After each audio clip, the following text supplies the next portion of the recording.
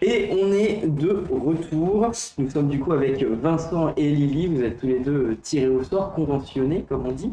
Euh, Comment déjà vous êtes arrivés? Comment vous avez réagi quand on vous a appelé pour participer à cette convention citoyenne? Vincent, si vous voulez, Lily. Alors pour ma part, on m'a appelé donc sur mon téléphone portable. Et au début, la première phrase, c'était quelque chose votre numéro de téléphone a été tiré au sort. Alors moi, habituellement, quand on me dit ça, je m'attends à gagner un iPhone ou un iPad, peu importe. Et au fil de la discussion, j'ai compris que c'était pas une blague. Et donc, il m'a donné plusieurs informations qui m'ont fait comprendre que voilà, c'était quelque chose de concret. Et après, j'ai eu des informations complémentaires par mail. Et voilà. Et du coup, c'est quoi le mieux, gagner un iPhone ou participer à la convention citoyenne? Souvent, on ne le gagne pas vraiment l'iPhone, donc je pense que je suis plutôt contente d'être ici. Et vous, du coup, Vincent? Un petit peu pareil, voilà, un peu surpris sur le côté téléphone. On m'a appelé également sur mon portable. Et au début, on n'y croit pas parce que bon, je suis à la frontière franco-espagnole, donc j'ai souvent ce type d'appel où on nous fait croire qu'on a gagné des choses, etc. Et quand on m'a dit que j'étais tiré au sort, c'est Paris qui appelait. Bon, sans plus ça. Et en discutant, on m'a dit est-ce que ça vous intéresse? J'ai dit écoutez, pourquoi pas? J'ai été un petit peu sceptique malgré tout. On m'a dit vous allez recevoir un mail au bout d'une heure. J'ai reçu le mail et c'est qu'à partir du mail que j'ai quand même pris conscience que. Et puis j'ai vu qu'il y avait le CESE, ça existait, voilà, etc. Donc j'ai dit bon, ça a l'air sérieux, donc pourquoi pas participer à l'aventure. Et initialement, sur la fin de vie, est-ce que vous aviez tous les deux déjà un sujet? On sait que la semaine dernière, on avait eu Monique qui, elle, nous avait dit qu'elle avait déjà et qu'elle était adhérente de l'ADMD. Est-ce que vous aviez déjà du coup un avis sur la fin de vie? Non, pas d'avis. Après, on a tous, de près ou de loin, eu des proches qui ont été confrontés à la fin de vie, nos parents par exemple. Mais le sujet en lui-même, non. On ne sait pas exactement ce à quoi on avait droit ou quelles sont les possibilités, etc. On a plus vécu le moment familial de façon classique, je veux dire, à l'hôpital et puis petit à petit jusqu'à la fin. Mais le sujet en lui-même, non, pour ma part, n'a jamais été évoqué dans mon cercle tant familial qu'amical, par exemple.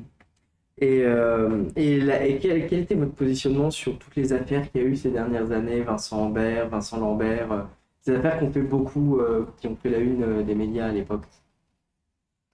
Je pense que c'est des cas qui nous ont fait comprendre que justement il y avait des manques quelque part, que ce soit dans l'encadrement ou même des manques juridiques du coup. Après, de la même manière, c'est pas un sujet qu'on aime discuter. Donc c'est pas un sujet non plus sur lequel je m'étais investie ou même questionnée. Ces différents faits divers, moi je les ai vécus plutôt de manière passive, juste à l'écoute. C'est des sujets, oui, qui ont été quand même relativement importants parce que bon, c'est des faits de société, comme elle le dit très justement, dont on parle peu. Et du coup, ça a quand même suscité un certain nombre de questions. Si on en est peut-être là aujourd'hui, c'est que qu'il y a eu ces différents faits, il faut se poser les questions de savoir qu'est-ce qu'il faut faire, comment on peut faire évoluer les choses. Donc je pense que oui, ces événements malheureux ont amené quand même un questionnement qui aujourd'hui est important. Et concernant votre arrivée du coup ici au CESE, comment vous avez réagi quand vous êtes arrivé pour la première fois dans l'hémicycle? Est-ce que c'était déjà votre première fois dans un hémicycle constitutionnel français? Quelle a été votre première réaction? Moi, j'ai eu la chance quand j'étais tout petit de rentrer dans un hémicycle. Bon, je m'en rappelle qu'un petit peu via deux, trois photos, mais sinon oui, c'est une première. Ce qu'on souligne déjà à l'arrivée, c'est qu'on s'est, au travers de l'accueil du CESE, on s'est quand même senti assez rapidement en confiance. Ils ont mené quand même l'action sur le fait que ça a été dit mot à mot, vous êtes chez vous. Donc c'est vrai que comme c'est un peu particulier, on est tiré au sort, on monte à Paris, on ne sait pas trop encore ce qu'on va faire, etc. Donc on peut pour certains se sentir un petit peu perdu. Et pour le coup, dès qu'on est arrivé, on s'est senti de suite rassuré. Ah, voilà, il y a une équipe quand même qui est vraiment là pour pouvoir faire en sorte qu'on soit en confiance et à l'aise surtout. Après, l'hémicycle en lui-même est assez impressionnant parce que bon, mais quand on est à 150, 180 tous réunis ensemble face à la première ministre, face à la présidente de l'Assemblée nationale, d'habitude on voit ça à la télé sur les chaînes adéquates. Là non, c'était nous qui étions, donc oui c'est un peu impressionnant, mais c'est aussi une fierté de pouvoir représenter un petit peu ceux qui n'ont malheureusement pas pu venir. Donc voilà, ça reste une fierté, en tout cas pour ma part. Moi, je partage complètement l'avis de Vincent. Par contre, je n'avais jamais mis les pieds dans quelconque hémicycle. Je ne m'attendais pas non plus à découvrir ce genre de lieu. Je savais que la convention avait lieu au Palais d'Iéna, mais je ne m'étais pas spécialement renseignée plus que ça. Donc, même quand on est arrivé dans le hall, moi, c'était déjà une première... j'ai réalisé l'ampleur vraiment du lieu. Et au début, quand même, très impressionnant. Après, on a eu cette phase de... maintenant, je pense qu'on s'est approprié les lieux globalement, mais au début, timide. Dans mes souvenirs, je crois que c'est l'ancien musée de l'industrie, c'est ça, je crois, le Palais d'Iéna. L'ENA, c'était le Les travaux publics. Travaux publics, voilà, le musée des travaux publics. C'est pour ça que c'était haut en plafond, parce qu'il y avait des trucs en taille réelle ou en réduit. Voilà. Et justement, quel bilan vous faites de cette phase d'appropriation, donc ces 2 dernières sessions qui ont eu lieu en décembre? Quel est votre bilan du coup de cette phase? Est-ce que maintenant vous maîtriser tous les sujets ou il y a encore quelques apprentissages à faire? Je pense qu'on a beaucoup appris en 2 week-ends. Personnellement, je partais de pas grand-chose. On s'est rendu compte que le thème était beaucoup plus grand que ce qu'on pouvait imaginer. À la fin de ces 2 week-ends, on a réussi à synthétiser de manière générale 10 thèmes. Je pense qu'au sein de ces thèmes, on a encore des questions sur lesquelles on va échanger du coup là, dans ces phases de délibération. Donc on a beaucoup appris, on a eu différentes personnes et aussi du contenu physique. Enfin, personnellement, le livret qu'on a reçu est très complet. Je pense qu'on nous a donné les moyens pour beaucoup apprendre. Et ça va continuer sur les sessions à venir. Je rejoins Lily sur ce qu'elle dit. Voilà, on a les phases d'appropriation globalement se sont très très bien passées. Ce qui a été intéressant, c'est qu'on nous a mis à disposition quand même pas mal de documents au travers. Bon, déjà, on a eu des lives, bien sûr, avec les intervenants qui ont été enrichissants parce que ça permet d'avoir quand même leur avis et puis expliquer le pourquoi du comment de ce qui se passe en ce moment. Et au travers des documents, ça nous permet aussi à la fois entre les jours de session ou aussi entre les périodes où on est aussi chez nous, de pouvoir travailler et regarder un petit peu ce qu'il en est, de regarder ça un peu plus à tête reposée et de revenir avec beaucoup plus de connaissances pour pouvoir s'approprier un peu mieux les choses et discuter, je dirais, avec un peu plus de connaissances de cause, quoi. Voilà. Donc c'est quand même important, pas venir et puis dire on n'en sait pas plus, quoi. Voilà. On a une question dans le chat de Isia Farel qui nous dit quel est le moment qui vous a le plus marqué jusqu'à présent de cette convention? Ou la rencontre ou l'intervention qui vous a le plus marqué? Moi, personnellement, c'est la rencontre avec les soignants, le personnel soignant, que ce soit des médecins, des infirmiers, des aides-soignantes. Parce que c'est un moment où non seulement on a eu beaucoup d'informations, mais j'ai trouvé qu'il y avait aussi beaucoup d'émotions qui n'apparaissaient peut-être pas ou moins facilement avec les précédents intervenants. Je pense que c'est un moment qui m'a fait réfléchir, en tout cas après coup. En fait, je pense que voilà, c'est au niveau des intervenants surtout parce que c'est véritablement à ce moment-là qu'on a leurs avis, que ce soit partagé ou tranché, peu importe. Après, le moment assez fort que moi j'ai retenu, c'est la rencontre avec M. Delfrécy. Je savais qui c'était déjà auparavant, un grand monsieur pour moi. Donc voilà, c'est assez impressionnant de l'avoir en face et de voir bien ça nous a permis de prendre la mesure aussi du sujet. de la façon dont lui l'abordait, à travers ses travaux qu'il a fait, dont on a eu aussi un document là-dessus. Donc voilà, ça fait partie des moments qui m'ont le plus marqué.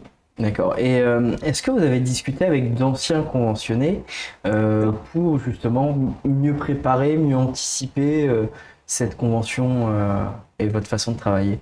Quand vous dites ancien conventionné, c'est... Des anciens conventionnés de la convention Sur le climat. Non. Il y a une ancienne conventionnée qui s'était présentée dans les premiers jours. Voilà. Après, on nous a rassurés sur le fait que ça allait bien se passer et que c'était une expérience vraiment qu'elle avait trouvée enrichissante et importante. Après, j'ai pas spécialement échangé directement avec cette dame. Bah, le membre du COGOUV, vous savez, je ne sais pas si vous êtes au courant, mais toutes les sessions, il y a 2 membres du COGOUV qui sont présents pour gérer. L'un des 2 membres du COGOUV qui est là aujourd'hui, Kenza qu'on a reçu juste avant, et il y a Mathieu Sanchez qui lui était conventionné climat, qui était un membre de la convention climat, que j'ai croisé tout à l'heure. Donc si vous voulez discuter avec Mathieu, il pourra le faire sans problème. Et du coup, quelles sont vos missions cette semaine pour du coup cette nouvelle session? Les missions, est-ce qu'on vous a déjà dit ce que vous allez faire, votre programme? Alors, on a reçu le programme là en arrivant. Personnellement, je n'ai pas encore pris connaissance entièrement. On a un petit peu pris connaissance, voilà, mais pas plus. Il y aura le porte-parole du gouvernement qui sera là ce soir à 18h45.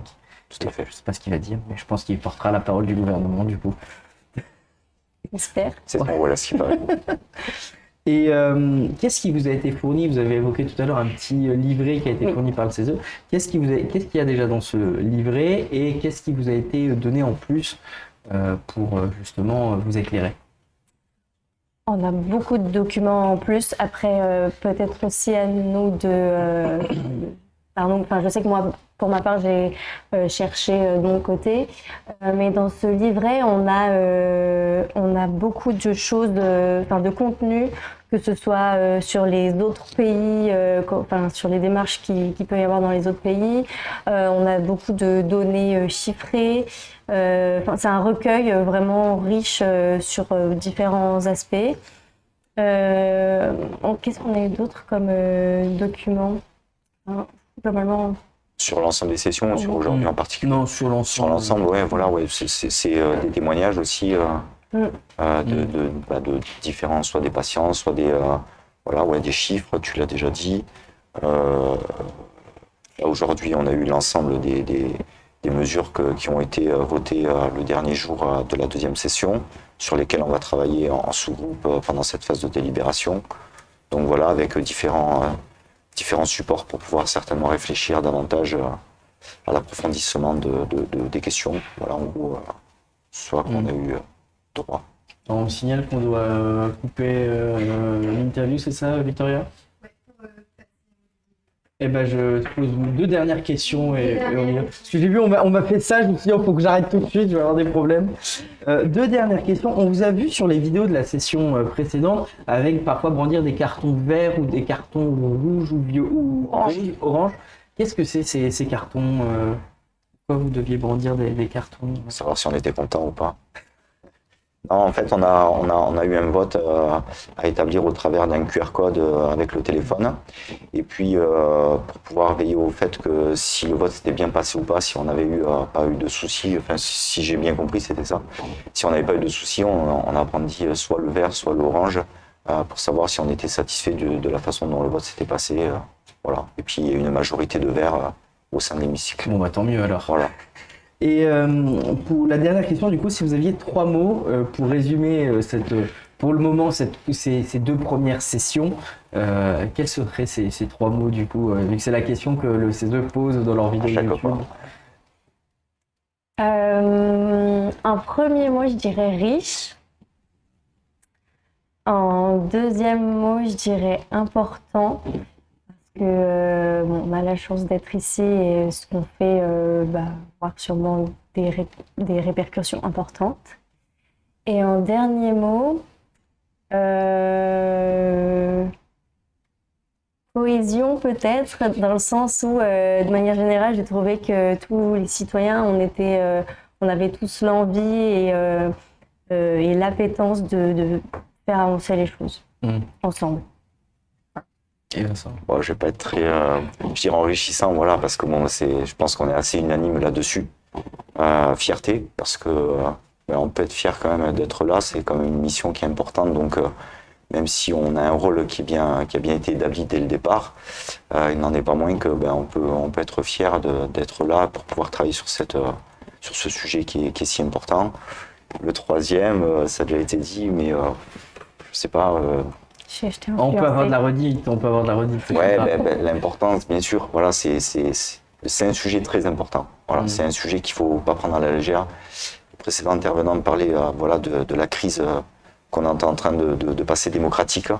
Et c'est important, je pense, d'avoir des sujets comme cela, les traiter, et surtout pas...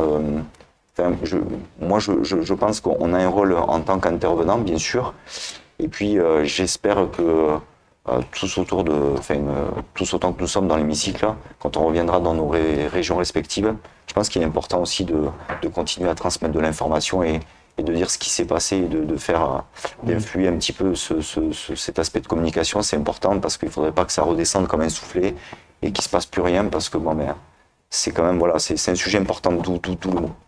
Eh bien parfait, voilà. Merci Lily et Vincent d'avoir répondu à mes questions. Bonne convention à vous. Merci. Et bonne session. Merci. On va faire une petite pause et on retrouve notre futur intervenant dans quelques minutes.